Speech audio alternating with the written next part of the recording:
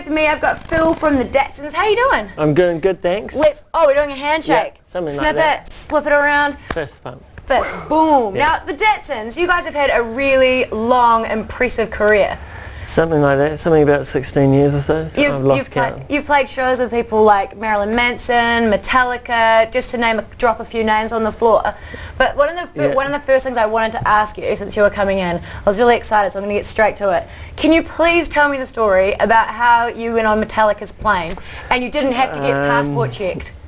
I don't know how you heard about that, but yeah, we were playing a festival in Belgium, and there'd been a few articles that Metallica were keen on the Datsuns or whatever, and we're like, oh yeah, and we finished playing, and then we were in our backstage room, and I can't really tell the story unless I can swear, but try and censor it. Lars busts in our dressing room, and he's like, what the? And we were like, oh, hey Lars, how's it going? And he goes, oh, I'm going to fire my bus driver, because they'd got there late. Anyway, we had to drive from Belgium to some place in Denmark for another festival the next day, and he was like, you guys are staying with us, and you got a spot side of stage to watch the Metallica show. And we were like, oh well, we can't really do that because we've got to drive 21 hours to get to this other festival. And he was like, no, I've sorted it out, you're coming with me on my G5 jet.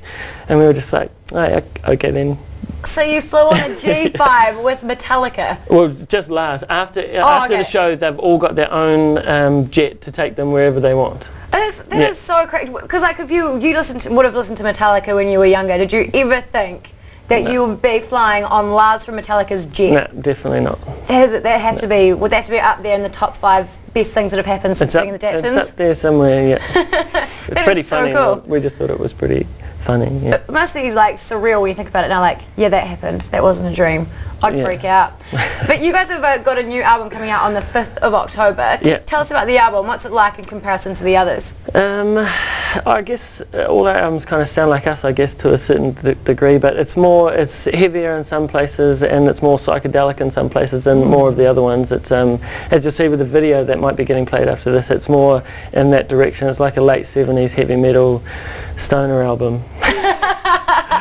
if I'm allowed to say that. Well, I don't know, we'll pretend you didn't say it. Yeah. But that's quite cool, because you're going to come back and do like a tour around New Zealand as well? Yeah, we're planning to do shows in December around Australia and New Zealand, and hopefully some more in the new year. Awesome. And if people want to keep up with you guys, I don't know if you will be, but are the Datsuns on Twitter? I'm not, but I think one of the other guys does something on Yeah, I just can't imagine you guys being on Twitter, but you should be, because I reckon you'd have some classic tweets.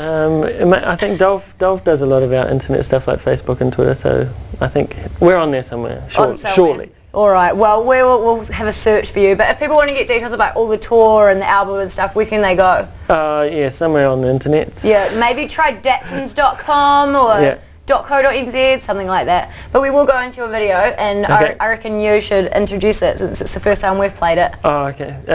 This is our new video, Gold Halo. Get into it. Here it is, it's the Datsuns Gold Halo.